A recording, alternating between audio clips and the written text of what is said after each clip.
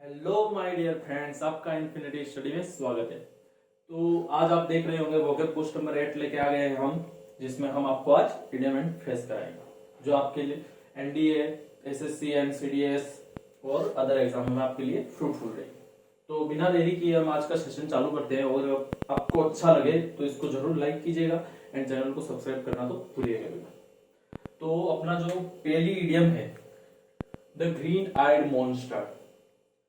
अब जैसे कि कोई बंदे रहते हैं, अपन जैसे कि अपन ने कोई एग्जाम ही निकाल दिया, तो ठीक है, अपने से जो जेलस होता है जो बंदा, जैसे कि अपने से जो ईर्ष्या रखता है, तो अपन ने एग्जाम निकाल दिया तो उसकी जो आंखें हैं वो तब कैसी हो जाएगी, जैसे कि अपन ने उसको जाके कहा, अपना दोस्त हो गया चाहे अपना एंटागोनिस्ट होगा, अपन ने उसको जाके कहा कि मेरा एग्जाम निकल गया, तेरा निकला नहीं निकला, अपन ने पूछा उसको, तो वो कहेगा मेरा तो नहीं निकला, तेरा निकल गया। तो वो उधर तब उसकी जो आंखें हो जाएगी वो कैसी हो जाएगी, द ग्रीन आइड, यानी एकदम इसका कैसे हो गया, मेरा कैसे नहीं हुआ, ये चीजें अधिकतर होती है। तो इसका हो जाएगा फीलिंग ऑफ बीइंग जेलस, यानी ईर्ष्या करना।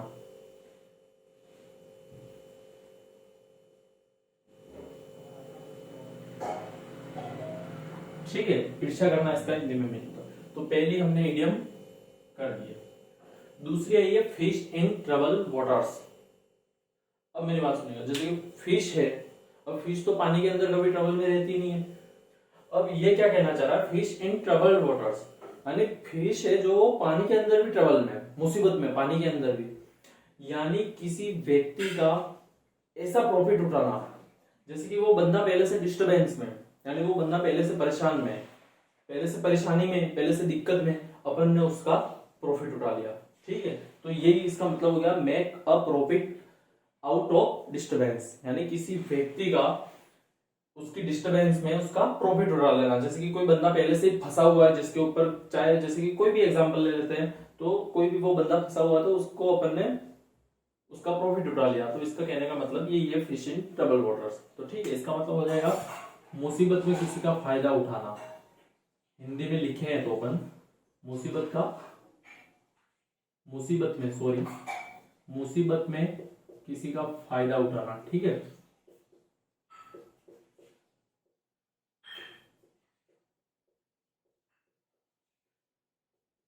ठीक है। तीसरा अपना आया फॉर अ सॉन्ग। अब बात सुनना, जैसे कि कोई चीज होती है, कोई कहेगा मैंने तो ये जो चीज है वो गाना गा के ही खरीद लिया। अपन ने अपने आपको बताया, जैसे कि बहुत सारे अपने 26 जनवरी पे अपने जो रिपब्लिक डे होता है, तो वहां पर जैसे कि वो गाएगा गाना तो उसको पैसे मिल जाते हैं, बहुत सारे इनाम देके जाते हैं, जो गांव के बड़े बड़े लोग आते हैं वो उनको पैसे देके जाते ही है। तो उसने वो कहेगा मैंने तो गाना गा के ही जीत लिया, यानी वो जो है वो चीज है वो बहुत ही सस्ती है, यानी गाना गा के जीत लिया। गाना गा के जीत रहा है, यानी वो तो वो जो उसको जो चीज मिल रही है वो एकदम सस्ते में मिल रही है। चीप का मतलब क्या होता है, सस्ता, एकदम वेरी चीपली, यानी सस्ते में। ठीक है, फॉर, जैसे कि अपन एग्जाम्पल स्पोकन में जैसे कर सकते हैं, I buy a car for song, मैंने जो कार खरीदी है वो एकदम सस्ते में खरीदी। ठीक है, स्पोकन में इसका यूज ऐसे हो जाएगा, buy a car for song. ठीक है, अब अपना तीसरा चौथा आ गया, तीसरा जो अपन ने अपना हो गया इडियम एंड फ्रेज वो कर दिया। चौथा आया लिली लिवर्ड।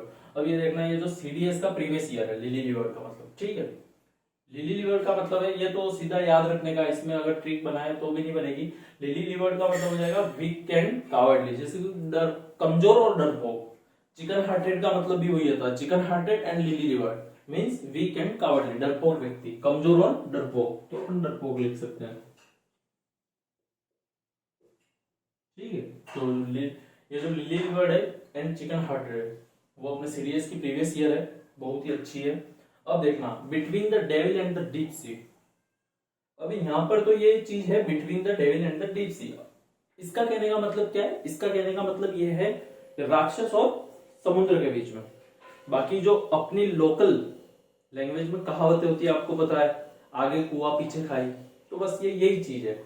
यानी कोई व्यक्ति फंस जाता है कि ऐसी चीजों में फंस जाता है, एक अनप्लीजेंट सिचुएशन होती है उसके बाद, यानी दोनों इक्वली अनप्लीजेंट है, यहाँ जाएगा तो भी कोई नुकसान है, यहाँ जाएगा वही नुकसान है।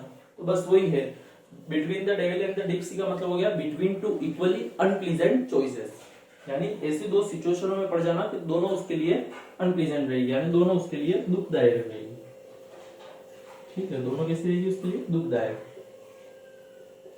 ओके, तो पांचवी इडियम भी आपको समझ में आ गई होगी। छठी इडियम जो इंडियन एयरफोर्स का जो एग्जाम हुआ था उसमें अपने आई हुई है, प्रीवियस ईयर है, अप एंड डूइंग। तो जैसे कि अपन इसमें पेंडुलम का एग्जांपल ले सकते हैं। पेंडुलम जो होता है वो ऐसे अप एंड डूइंग होता रहता है बार बार। ठीक है, कैसे होता रहता है पेंडुलम?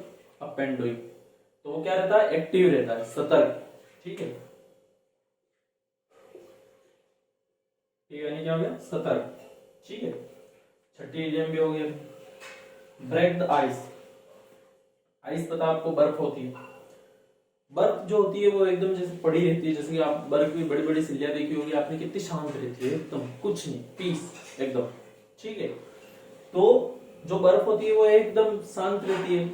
तो उस बर्फ को तोड़ देना, यानी बर्फ को तोड़ दिया अपन ने, तो बर्फ को जैसे तोड़ेंगे तो आवाज तो आएगी।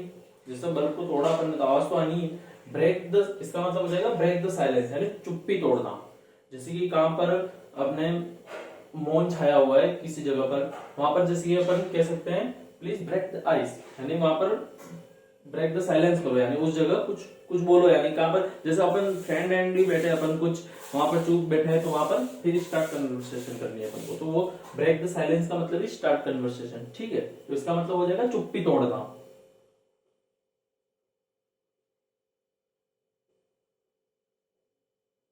इसका मतलब क्या हो गया? चुप्पी तोड़ना। अब आया है बर्न वंस बोट।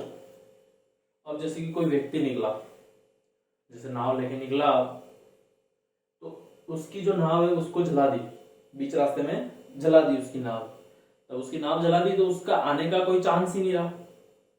ठीक है, तो इसका मतलब क्या आएगा? पॉइंट ऑफ नो रिटर्न, यानी उसके आने का चांस ही नहीं रहा। उसकी नाव ही जला दी तो वो वापस कैसे आएगा? बीच में चला गया, वहां से कैसे आएगा? इतना तो तैर के आने का रहा नहीं। ठीक है, तो पॉइंट ऑफ नो रिटर्न, आने का कुछ भी चांस नहीं है। तो आठवीं इडियम आप ऐसे याद कर लेना।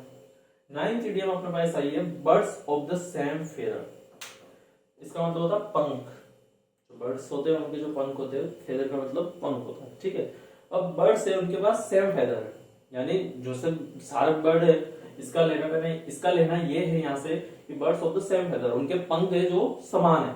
तो इसका मतलब हो जाएगा कि जो पर्सन है उसका सेम कैरेक्टर है, यानी जैसे कि कोई पर्सन मिला अपन को, this person is birds of the same feather to me, यानी वो जो बंदा है उसका जो कैरेक्टर है वो एकदम सेम टू सेम मेरे जैसा है। अगर किसी को कहते भी your your behaviour is birds of the same feather, या similar like to me birds of the same feather to me, यानी उसका जो कैरेक्टर है, तुम्हारा जो कैरेक्टर है वो मेरे जैसा ही है। कुछ भी कहने का मतलब इससे यही है।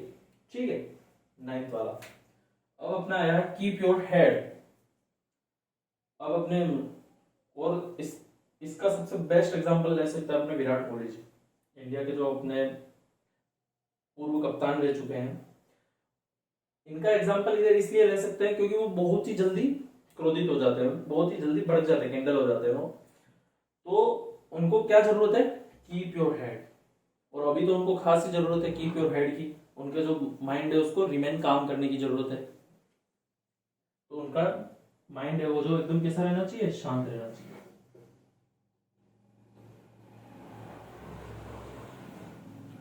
तो मैं आशा करता हूं कि आपको ये क्लास अच्छी लगी होगी।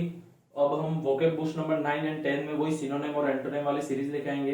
तो मुझे आशा है कि आप इसको जरूर लाइक करेंगे एंड चैनल को सब्सक्राइब करेंगे और इसको शेयर करेंगे। ठीक है, थैंक यू। आप इसका स्क्रीनशॉट ले लीजिएगा।